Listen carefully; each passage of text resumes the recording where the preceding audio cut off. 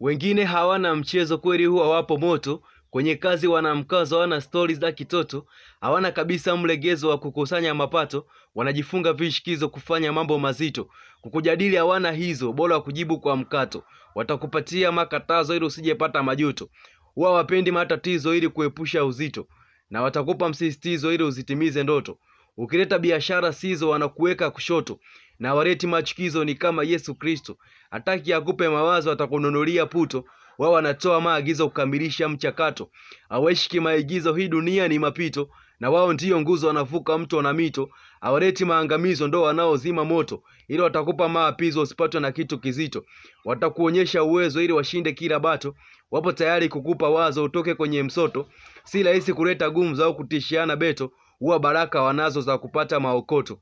Huwa wana mfululizo kama anayekunywa mseto. Wataongoza kwenye mauzo sababu wana mvuto. Wala wapendi vikwazo, muwe kama kurwa na doto. Huwa wanatoa tangazo tena kwa kuweka foto. Watafanya matengenezo uliposhindwa ufuto. Huwa watafuti vigezo ila wanaitikia wito. Wazuri kwenye tumbuizo, miziki yao ni mikito. Wanapenda kujipa likizo wapate kutulia geto. Wanatoa maelekezo zisikupate pepeto. Wanafanya mazungumzo hasa akiupata mwito. Wanakupa angalizo kuepusha changamoto. Hawaleti shinikizo ili jambo lisiwe zito. Huwa wana mabembelezo hata kwa wajawazito. Pia nazingatia ujazo akisikia sauti nzito. Hata hana ada wala tozo ila wanalipa makato. Ndo anatoa maelezo kama yuko mbele ya Pilato.